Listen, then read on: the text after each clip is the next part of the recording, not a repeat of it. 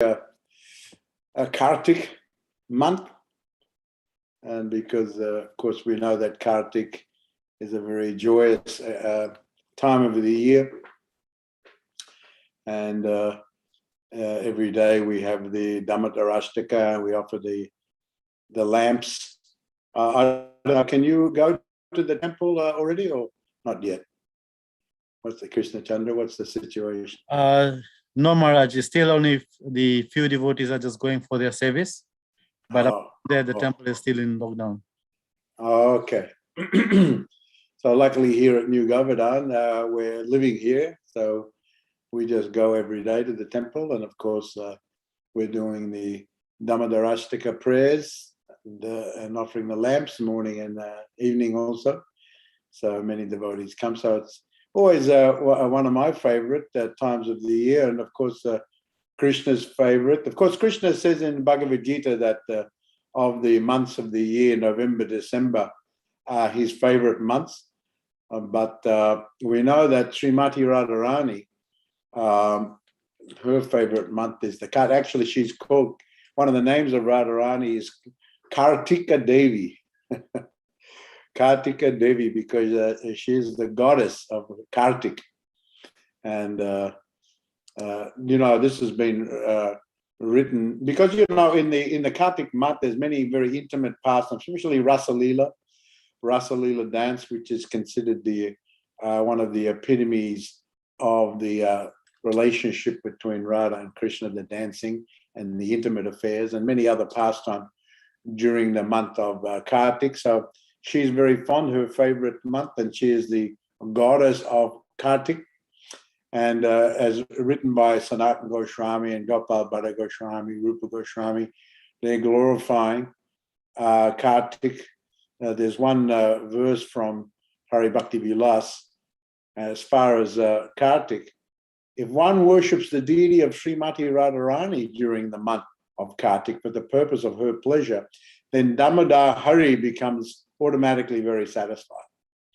One who worships Lord Damodar by daily reciting the prayer known as Dhammadarastika, which was spoken by the sage Satyavrata, verily attracts Damodar himself. So, of course, this Dhammadarastika, as mentioned here by Gopal Bhatta Goswami, is spoken by Satyavrata Muni. This is recorded in the Padma Purana and in a conversation between Satyavrata, Narad Muni, and other sages were assembled. And Sanatana Goswami actually says that this Dhammadarastika prayer by Satyavrata Muni, it's a Nitya Siddha prayer. Everyone can offer prayers, but some are considered very, very elevated prayers. And therefore, as devotees, we like to recite the prayers that have been composed by very, very elevated devotees. Just like every morning we greet the deities, we recite Brahma Samhita, these prayers by Lord Brahma. And during the month of Kartik and Dhammadarastika, also in our songbook, we have so many prayers. I think yesterday was the disappearance anniversary of Narottam Das Thakur, who is one of our great acharyas, and many songs in the songbook are by Narottam Das, and of course by Bhaktivinoda Thakur. And so the devotee, this was of course given to us by Srila Prabhupada, as given by all the acharyas. They give us very nice prayers to recite, because we can offer our own prayers, that's very nice, but our prayers are when we're in the beginning position, or even just going on the path, our prayers are not on the high level of prayer and emotion and expressed and written so nicely as a very, very exalted personality. So Dhammadarastika, Sanatana Goswami says this is considered Nitya Siddha prayer, eternally liberate, eternally perfect prayer. And, since a long time, excuse me, the devotees have been reciting this prayer. So Krishna Chandra Prabhu, he is wanting me to speak a little bit about one of the verses from Dhammadarastika prayer. And the seventh verse. Kurvat majo bada murjaiva jadvat faya mochito bhakti bhajo kritocha tata prema bhaktim svakam me prayachta namokshe grahome sti damodareha. So all of you have been singing this Damodarashtaka for many years.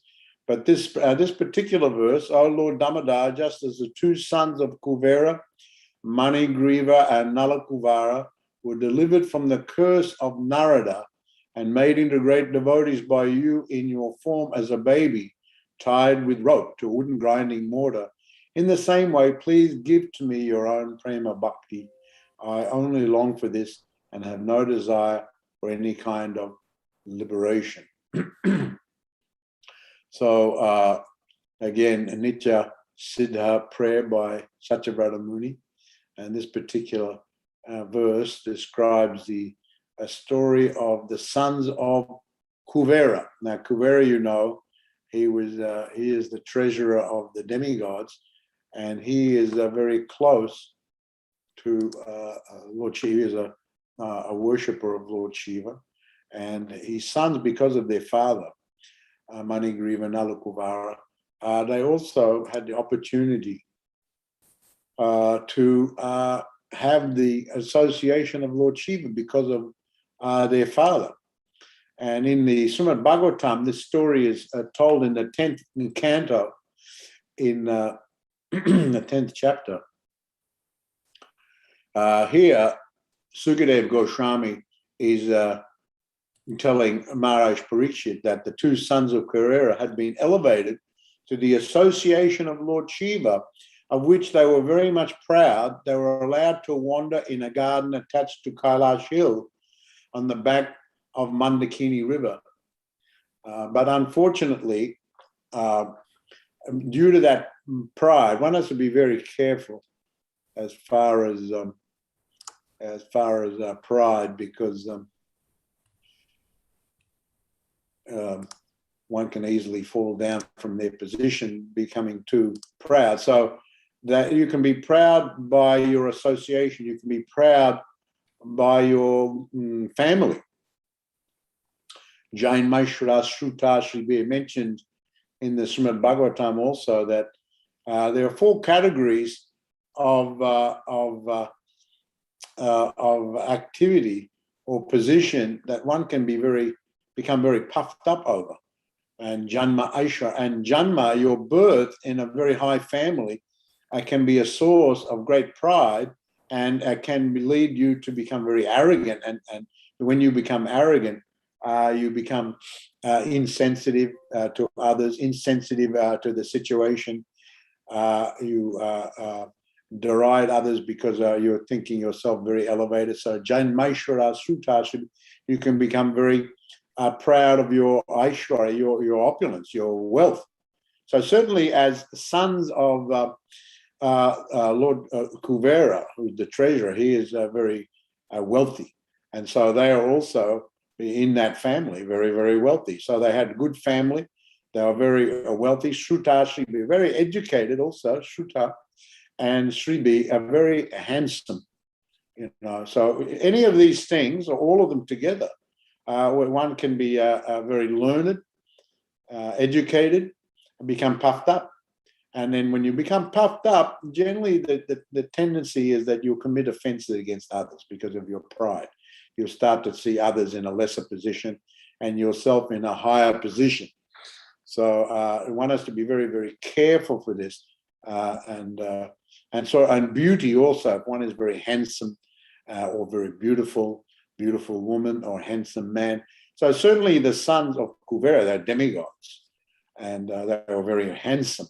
And generally, and Prabhupada actually mentions here in the, rather in the purport, is mentioned that generally those who are in the rich families, high families, especially if they're not very careful, they become very attached to taking intoxication. And they become, and so here it is mentioned that the Manigriva and Nalakuvera used to take intoxication out of a Varuni beverage They would go to this Kailash hill on the bank of the Mandakini, very, very beautiful. The description is given in the Bhagavatam, very beautiful area. And they would be accompanied by many beautiful women, and they were singing, but everyone was intoxicated. The garden of flowers, this is some of the description here. Now, Manigriva and Nala Kuvera were more intoxicated than the ladies, and so much so that here is described that their eyes were rolling in intoxication. They couldn't even stay fixed with their eyes on one thing. Their eyes were rolling. And all of you probably know the story of Manigriva and Nala Kuvera, because it's something that we tell quite often and you've heard quite often. So, that time Narad Muni came there. Now, just before I get to that, here also is mentioned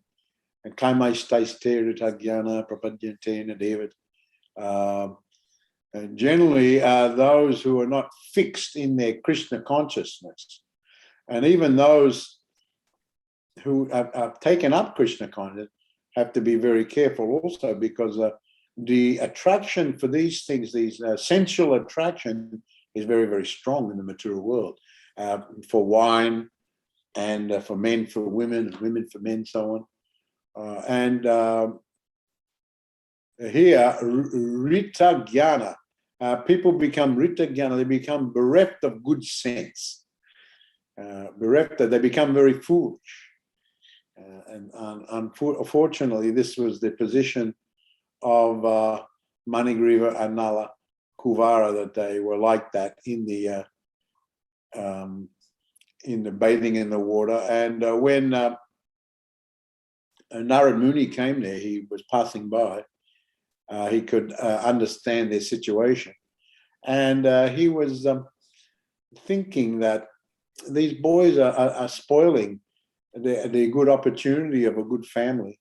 And, being associates and being the sons of Kuvera and being, elevated to the association of Lord Shiva, they are spoiling. Now, here in the purport is mentioned that actually it was, although, I'll tell that how Narad Muni became very angry with them because they were just naked. They were in the river singing with the ladies, and both the Nala Kuvera and Manigriva were naked, and the ladies were naked. And Narad Muni came there, and they lost all sense of propriety. So he became angry and pronounced a curse on them. But actually, the Narad Muni, he doesn't like. He always thinks for someone's ultimate benefit. And indeed, in the purport, it is mentioned that it was actually the good fortune of the boys that Narad Muni came there. And even it is the verse is quoted: "Sadhu Sangha Sava Shastrakai Lava Matra Sadhu Sangha Sava Siddhi Hoy." That even a moment's association with a great saintly person is considered to be very, very auspicious. So one may look at it externally and think, wow, they got that curse. He cursed them. He said to them, you are, when he came there, the ladies could see, oh, Narad Muni is here. They began to dress themselves. But Manigriva and Nala Kuvera, they were so intoxicated, they just lost all sense of the situation. They weren't even really aware of what was going on. Even Narad Muni's presence, in one sense, they weren't very aware of that. And so they made no attempt to do anything. And so he thought that I will pronounce a curse which will ultimately be beneficial for them. And he said that you are going naked, intoxicated, without feeling. And when one is intoxicated, one loses their sensitivity to things. And so he thought to curse them as to become trees. So trees, just by their nature, they go naked, of course. They're just standing naked. And also, because of their being trees, they can take a lot. They're not so sensitive. People can do all sorts of things with trees, and they're not very sensitive. So these great elevated personalities like Narad Muni just think of all situations and all things. So he cursed them to to be trees, and Arjuna trees, Jamal Arjuna. Jamal Arjuna, I've got a godbrother, his name is Jamal Arjuna. Jamal Arjuna Das. But, the Arjuna tree is still in India.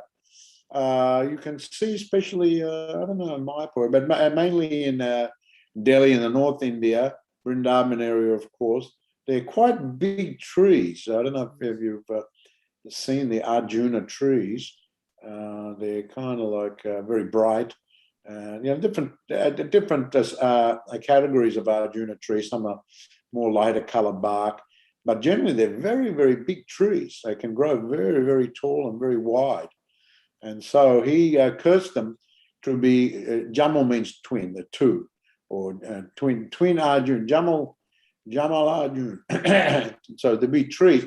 And not only that, but he said that you will be the trees for 100 years of the demigod, by demigod calculation. So we live 100 years in the Kali Yuga, but demigod 100 years, that's a long time. So he cursed like that. You be trees like that.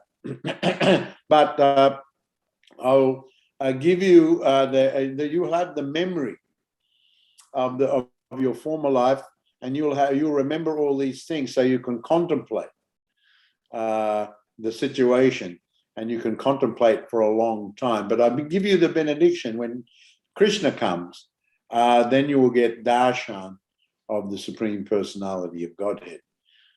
So this was the situation. So he now here it is mentioned that Narad Muni wanted to give them special mercy. He wanted to give them a special curse. Of course, looking from it externally, well, did Narad Muni, he cursed them to be trees, all right, so they got intoxicated, such extreme punishment. One may look at it like that and think that Narad Muni, he went too far. But actually, it was for their ultimate benefit, special mercy, because sometimes, one has to, in the class this morning, someone was asking, how is God the merciful if he gives someone the punishment, and they have to suffer? But sometimes, because you did something, of course, but another reason is that sometimes to really appreciate what you've lost or what you could be, you have to suffer. Because you're absorbed in other things, and those things are very detrimental to your ultimate spiritual position. So sometimes to bring the living entity to a position of being able to appreciate what is the spiritual life, what is our actual position, who is the Supreme Personality of Godhead, what is our relationship with Krishna. Sometimes one has to be put through a little bit of suffering, and then one is very grateful. Sometimes one has to have some suffering to curb the pride. Just by speaking words may not be sufficient. It may be sufficient. Maybe someone is very proud, very arrogant, committing offences, and then one hears good instruction and they change their position. But other times, someone, even after hearing good instruction, doesn't change. So they have to get some suffering to be able to rectify them. We were just, yesterday I was giving a class here. The verse was on the incarnations of Krishna, and the incarnation was Lord Rama.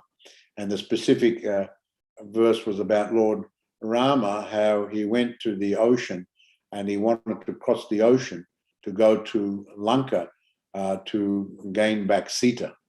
So when they arrived there, it was Sugriva and Lakshman and Hanuman. They surveyed the scene and they came back to Lord Rama and they recommended that now we have to cross the ocean. Best we offer some prayers to the god of the ocean, Samudra. So Lord Ramchandra accepted their recommendation, and he spread some daba grass, and he sat in meditation for three days, and he offered some prayer to the sea god, but the Lord of the ocean didn't come. He didn't come. So the description was that the Lord became angry with the sea god, and he actually turned to Lakshman and said that out of courtesy, out of proper etiquette, I am done this tapasya to propitiate the god of the ocean, but he hasn't come. So those who are unappreciative, these types of actions, his words were like this: these types of actions are lost on them. He said these types of actions are lost on them. They are insensitive to these types of actions because of their low position. This is actually Lord Ram. He became angry, and it is mentioned that he had red hot eyes. Red hot eyes. He was looking at the ocean and the aquatics and all the sharks and the different fish and the crocodile. All the aquatics became, due to the heat coming from Lord Rama's eyes, they would become very distressed. And still the Lord of the ocean didn't come. So the Lord said that I will I will take my bow and arrows with mantra, and I will dry up the whole ocean. We don't need the god of the ocean. I will dry up the whole ocean with my astras, and we will just walk to Lanka. We will walk across the sand after I dry up the ocean. So the description was when Lord, this is a very nice description in Ramayana about this particular. This is at a place called Rameshwaram. I've been there a few times. And, there's a very nice temple there of the Shiva, Lord Shiva Lingam. It is said when Lord Ram came back from rescuing Sita, they stopped there. And Lord Ram wanted to atone for killing a Brahmana who was Ravana, because he was born to a Brahmana father, Vishravas. And so he wanted to worship Lord Shiva. He asked Hanuman to go to the Himalayas and bring a Shiva Lingam.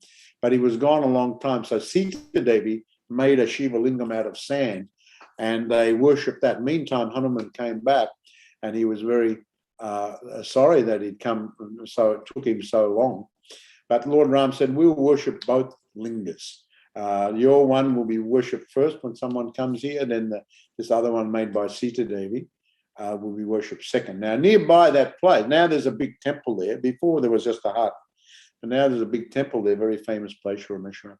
And just nearby there is a place called Danush Koti, where I went there. You can go for a holy dip there. Very nice, beautiful place, where Lord Ram built the ocean. He built the bridge.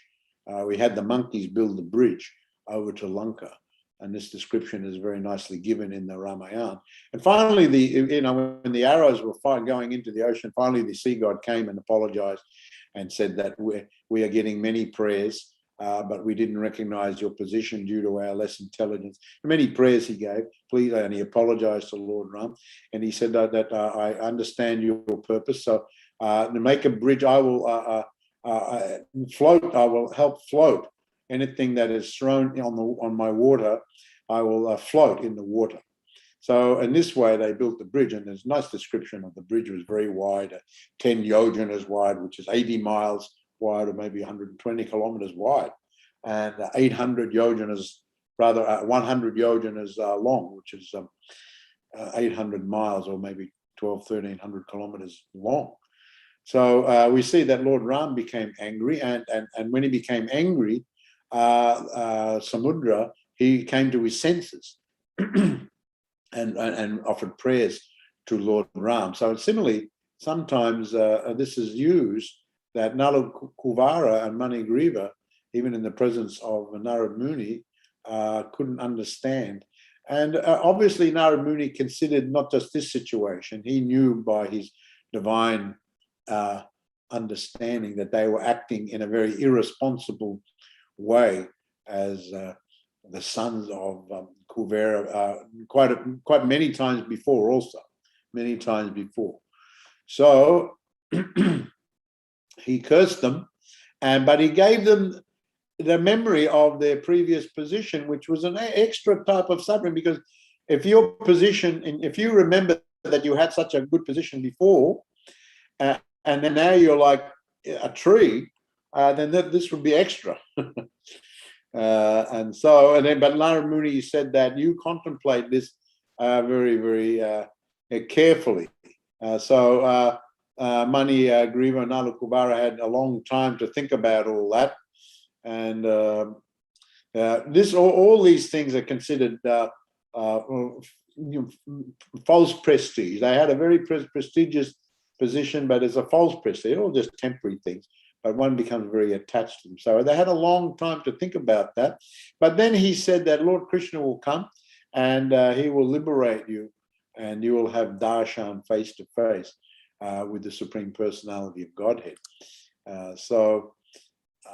This was the position that we know. The story is very nicely told in the Srimad Bhagavatam here. I'm just looking through it, that how one time Mother Jasoda, now Mother Jasoda and Nanda Maharaj, their position is they're the eternal father and mother of Lord Krishna. That's their Leela.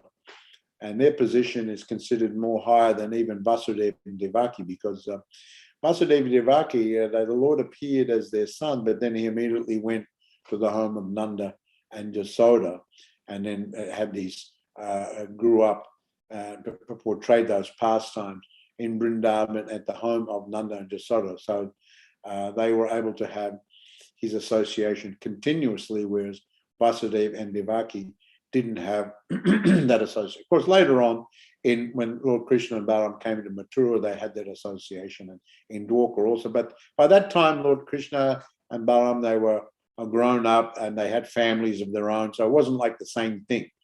They had families of their own. And of course, in the Krishna Loka, that Leela is eternally going on. So, when Krishna was there, Mother Jasoda one time, it is mentioned that all the maidservants, they were busy with other activities of the household.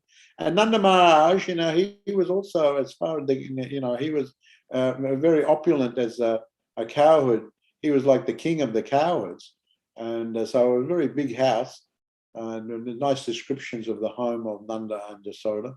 Very big house. They had many maidservants. And so they were busy. So Mother Jasoda was churning the yogurt to make butter, because normally the maidservants would be doing that, but because they were busy, she was doing it. And so at that time, baby Krishna came, and well, he wasn't baby, he was a little bit grown up, but still a young boy. And he came, he wanted to suck get the breast milk from the mother. He wasn't too much grown up, he was still like a baby, but he was crawling on. He was able to walk by that time. He's able to walk. So Mother Jasoda gave him her breast to drink the milk. But at that time, she saw that the milk was overflowing from the pot on the stove, and so she left Krishna and went to tend to that. And of course, Krishna became angry. Probably you all read this story. Very nice story. Krishna became angry that all of a sudden he was bereft of his mother's milk. So he got a stone and he broke the pot of the yogurt and the butter that by now had been turned into butter, and just started eating the butter. And so when Mother Jasoda came back, she saw that the pot was broken and the butter was everywhere. And then she saw these little footprints smeared with butter. That's a nice description. She saw these footprints smeared with butter going into the other room. So she could understand this was the work of Krishna, that he must have become angry and he smashed the pot.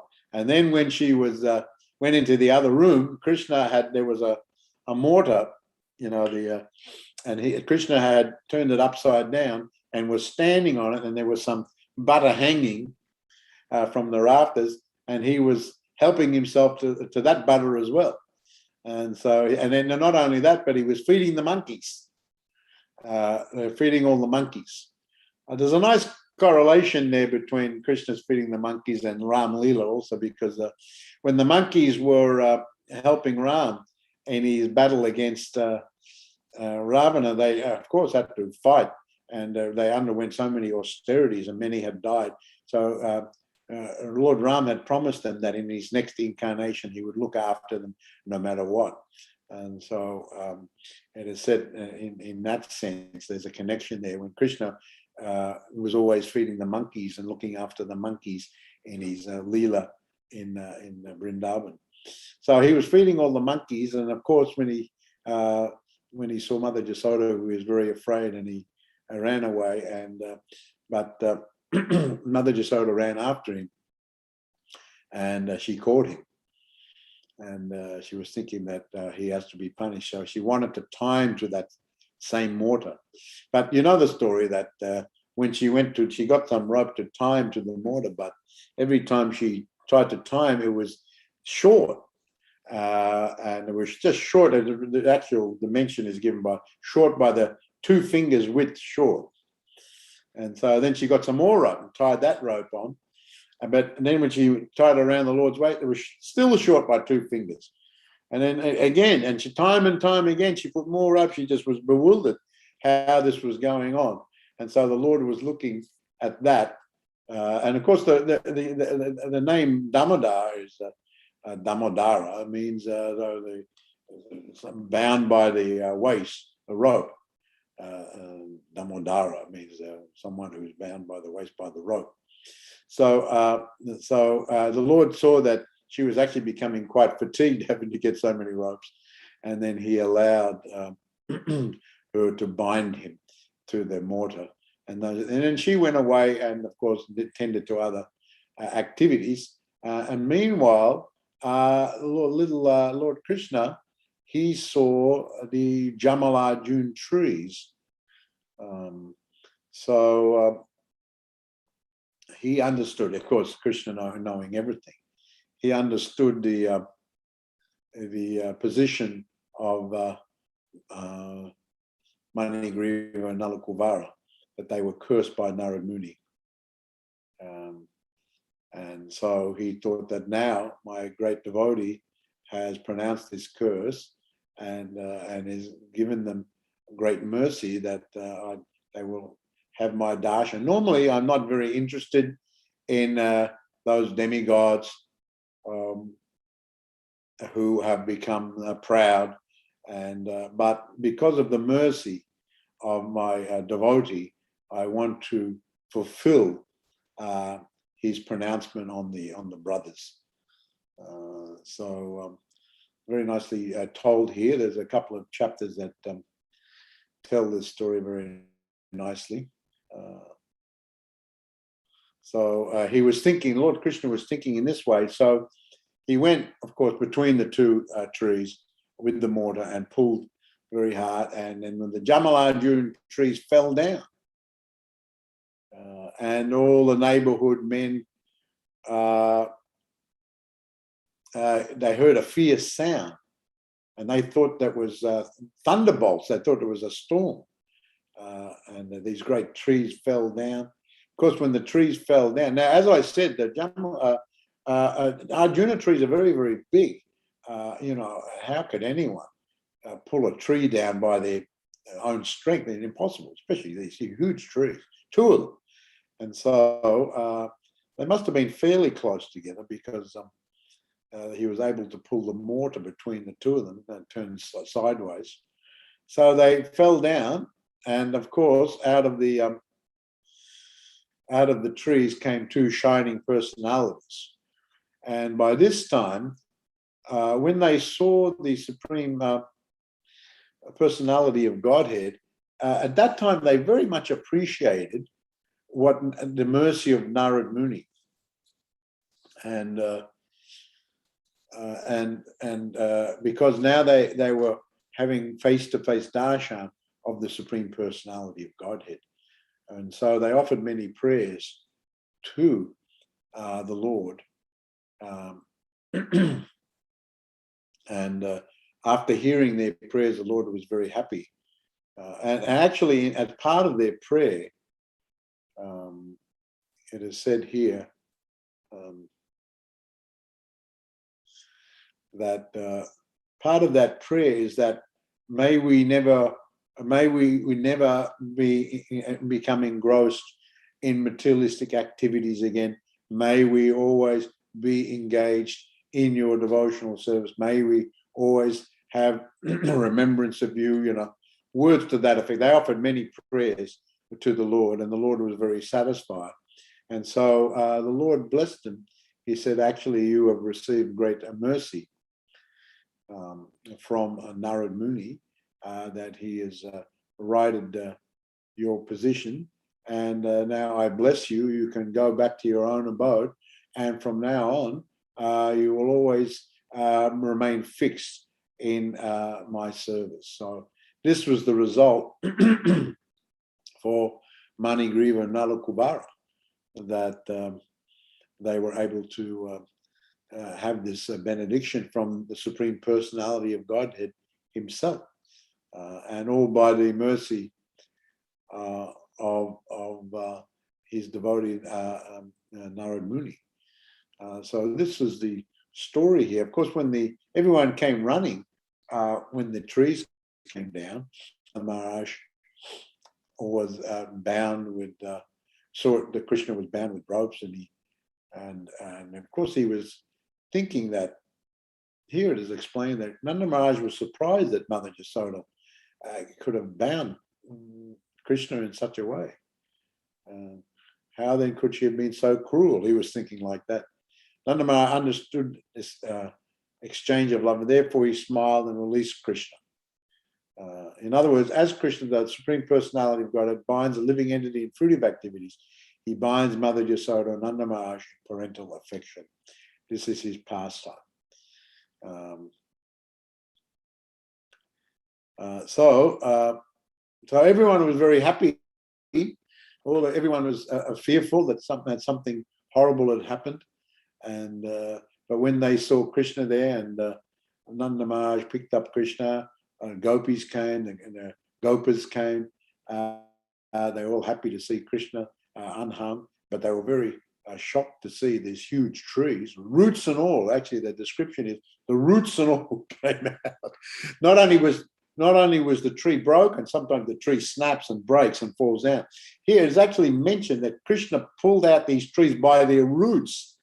You know, to pull out a tree by the roots is a huge. I know sometimes, you know, when they're building houses here at the farm, they have to take out some trees, and so when they have to take them out by the root, otherwise they grow again.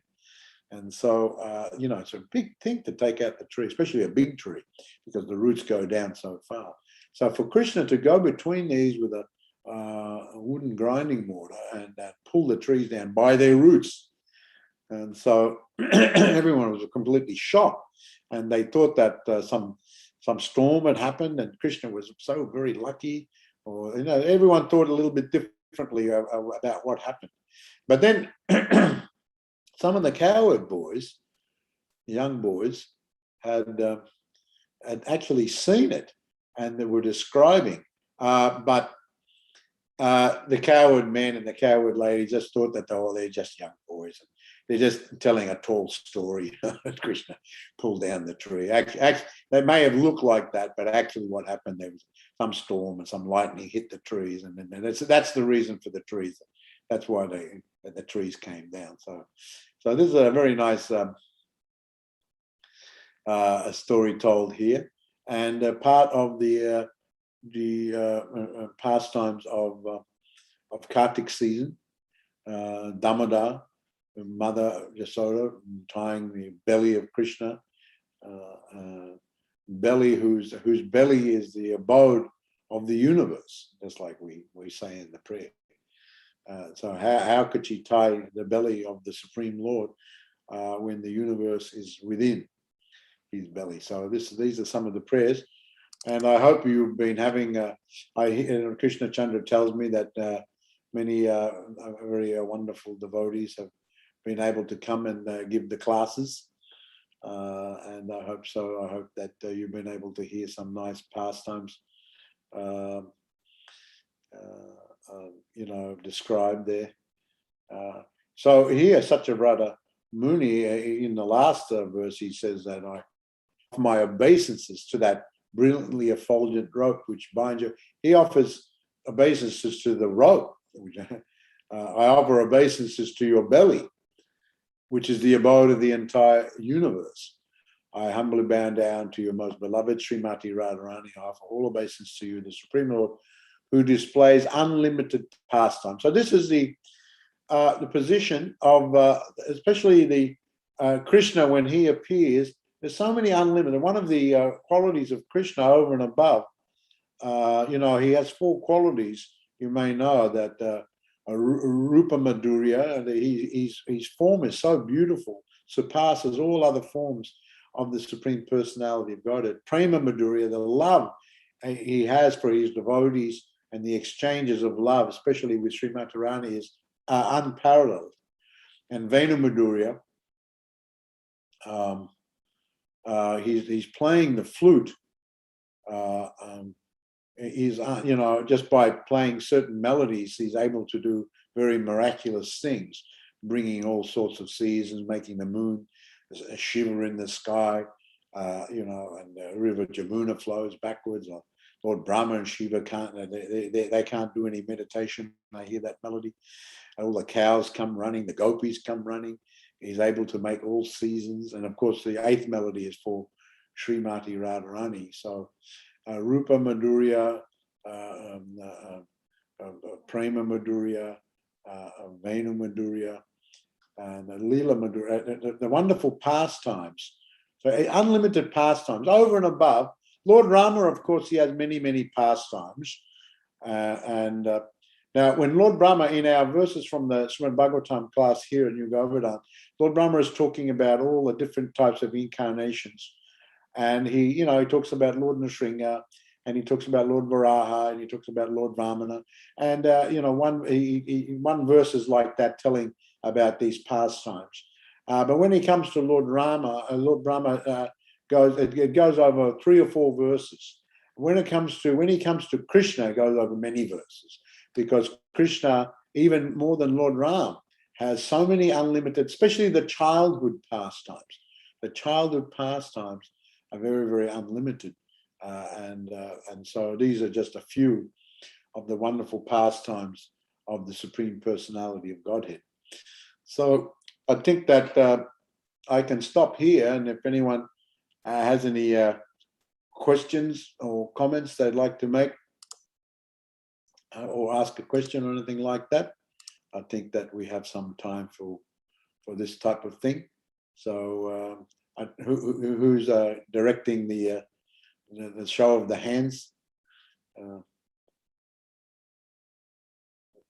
So someone can recognize that someone with the hand. Hare Krishna Maharaj, yeah, I think it's a Nit Gopal Prabhu would like to ask the question. Hare Krishna Maharaj, please accept my humble obeisances. Oh, Thank you so much. Hare Krishna Maharaj. Good.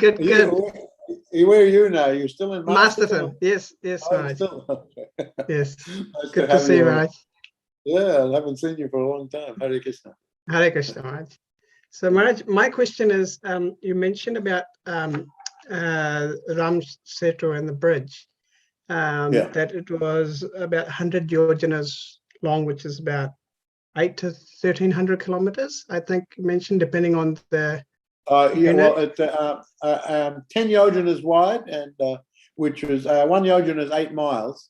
So it's 80 miles wide, according to that calculation, and 100 yojanas. This is given in the Ramayana. It was 100 yojanas long, so 800 miles, whatever that is in kilometers. But that's the description there given. So the 800 miles. There, as I said, that Dhanushkoti is a place, and this Rama Setu or Setu Bandha, it's called. You can go there. And Dhanushkoti is, Dhanush means the bow. And when it is said when Lord Ram came back, he broke the bridge with his bow, and at the request of Vibhishana. To let the ships pass.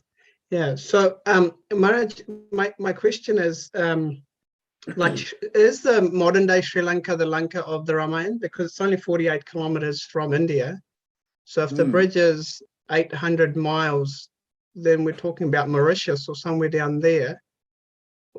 Yeah. Well, someone asked me that, the same question the other morning, and so there is some difference of opinion whether that Lanka of today is actually, there's one story how Lanka came there told in the Puranas, that one time there was a competition between Vashuki and Vayu, and there was a bet made that Vashuki is so strong that if he coils around anything, no one can move him, and so Vayu said, I have got some great power and strength, I'll be able to move you. So then there was a rain. All right, let's see. And so they went to the Mount Meru, which has many peaks. They wrapped around, and Vasuki was wrapped around, and Vayu blew and blew, but Vasuki would. But in that activity, one of the peaks fell down, broke, and it went into the ocean, and that peak became Lanka. It was actually inhabited originally by Lord Kuvera. And Lord Kuvera, he is like a half cousin of Ravana, and he made it very opulent. But it is said that Ravana's mother became very jealous of that place, and she told her son, "Why are you allowing Kuvera to have that place? Just kick him out and take it yourself." So he did like that, and not only that, he defeated Kuvera and took his chariot as well. and actually, it was that Lord Kuvera's chariot, which is a very powerful chariot, can go anywhere. That Lord Ravana was going all over the universe in Lord Kuvera's chariot. But that peak went in and became Lanka, and Kuvera and Vishvakarma went there on the order of Kuvera and built a beautiful city there, and a very wonderful and very opulent. And but Ravana took it over and made it even more opulent. So the description is there. Now, whether that's the same Lanka. Now, you have to remember this was along many millions of years ago. Some say whether it's the same Lanka, whether over the millions of years the masses of the land masses have moved closer, and you could say it's the same Lanka. We know in Dwarka, I visited Dwarka a few times, and there's what's called the Beta Dwarka. We know when Krishna left the Dwarka, he had the ocean inundate and submerged Dwarka. But now when you go there, you can go to what's called Beta Dwarka. There's an island, they say that is also the Dwarka. But everyone knows that is just another island. It's not the original Dwarka. So whether some say, yes, this is the original one, Lanka is the original, but you have to question, given the description of how long the bridge was, whether it is the original Lanka in the time of Ravana or not. Maybe it's somewhere else that is the Lanka, or maybe, according to the scientists, they say over the millions of years, the land masses move around and come closer or go further, or I don't know exactly. So some say like that, So I can't answer definitively if this is the Lanka or whether it is not the Lanka. Modern day Lanka is the actual Lanka where Ravana inhabited, and then Ram went there. But of course, those who are living there, they're thinking like that. And so we don't usually say anything against that. Yeah. Let them think like that. Makes them more pious. But it may not be. Hare Krishna. Hare Krishna. Thank you. Very good question, Richard Gopal. Thank you very much for that Thank question. you. Hare Krishna.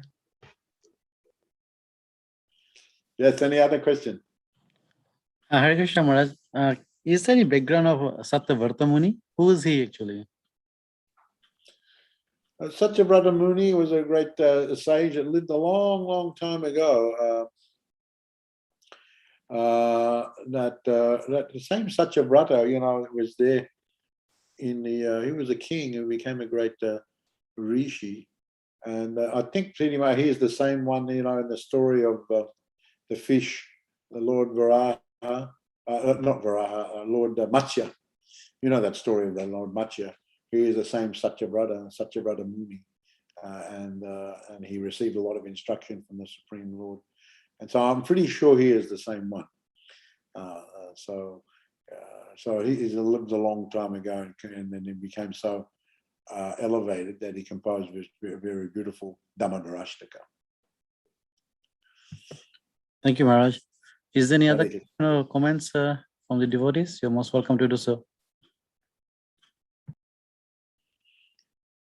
So who spoke yesterday, Prabhu? I believe you're having every night some class on the Krishna Leela. Yes, Maharaj. Yesterday we had the Sutakirti Prabhu from Vrindavan. Oh, he must know all the stories, huh? But he was speaking mainly on Srila Prabhupada's pastimes. Oh, okay. Well, that's also very, very nice. I heard you had Bhakti Raghav Maharaj and also Devakrita Maharaj. Yeah. Who else have you had? We will have His Holiness Giriraj Swami Maharaj on Sunday morning. Oh, Giriraj Maharaj also. Huh? Oh. Yeah. He tells very nice stories. Yeah, and I think the Auckland devotees, in one sense, this virtual conference class and everything is very advantageous because normally you wouldn't get to see Giriraj Maharaj so much and Bhakti Raghav Maharaj. But now you're every night of the week, you're having a darshan of these very wonderful devotees. And so you're very, very fortunate. So we're finding actually that we're giving more classes than ever before because we're getting so many requests for giving the class. We have to look at our schedule and see if we can fit everyone in. But luckily we're on the same time zone over here. I guess from New Zealand to America, where Giriraj Maharaj is quite convenient. Because I know that, but sometimes when I have to go on the GBC conference, I was very inconvenient. I have to go on very late at night because someone in California has to go on very early in the morning because of the time zone difference. But anyway, so very wonderful. And so you go now. Actually, it's mentioned here that by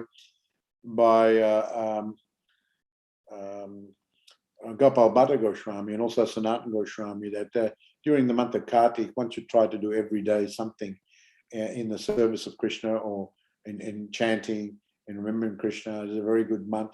Krishna becomes very pleased actually because it's Srimati Radharani's favorite month. Krishna is also very fond of Kartik, but it's Srimati Radharani's favorite. As I said, she is known as Kartika Devi. I remember there was one devotee, her name was Kartika Devi. So Kartika Devi is she is the goddess of the month of Kartik. So when Radharani is pleased and when someone does something in this month, then automatically Lord Damodar, he is pleased. Radha Damodar. So every morning we chant Dhammadarashtaka, we offer the lamps, we do so many things. Sometimes we can do some brata, do some extra rounds. Read more, and luckily you're also doing these classes, so it's very wonderful. I think so thank you very much for attending, and now I see there's 40 or 42 devotees come on. That's very good considering you're all working or whatever you're doing to give the time to listen to Krishna Katha. So does anyone else have any question or comment? Perhaps we can finish a couple of minutes early. Sure, Maharaj. We'll ask His Grace Nanvraj Prabhu to pass the vote of thanks. Nanvraj Prabhu. Hare Krishna, Dhanurpara Maharaj, on behalf of all the devotees here in Auckland and also on this platform, also on Facebook, we'd like to thank you very much for taking out your valuable time to give us your association and a very wonderful narration of Krishna's pastime in the Dhammapada. Your description of these two boys was very, very detailed and very can visualize what's really happening, how the trees come crushing down, the roots uprooted. Oh, the roots and all. It's just amazing the way. Very nicely in the Bhagavatam. And so, the descriptions, the acharyas, they give so much nice description. Because Sukadeva Goswami is speaking in the verses to Parikshit Maharaj. He said, Parikshit Maharaj specifically asked about this pastime. And can you elaborate? And so Sukadeva Goswami is telling, but in the purports, the acharyas are quoted, and the acharyas are so wonderful that they can give so much detail. They're empowered to know these things, detail. The roots came up, and Krishna's actual thinking and all this type of thing. The Lord empowers these devotees to know these things and to be able to tell. Just like Valmiki was empowered to know. Lord Brahma actually gave him the blessing that you will know how everyone thought, even what it was the thinking of Lord Ram, what was the thinking of Lakshman, what was the thinking of Ravana. You will know, and you'll be able to tell. And so this is how they, because sometimes we think, oh, how do they know how the Lord is even thinking like that? They're empowered to know. The Lord blesses them in some way, or some great devotee blesses them, that they have also been blessed by the Lord. So it's a very amazing thing, actually. Very, very amazing. So it's that just Thank wonderful. you very much, everyone. Hare Krishna. And we look forward to being with you again and having your holy association. Hare Krishna. Sri Hare Radha Krishna. Damodar ki jai. Hare His Holiness His Holiness Swami Maharaj ki jai. Jai. Jai.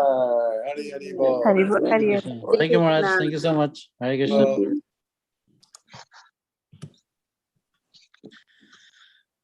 So before we have the Nashing Prayer for tomorrow.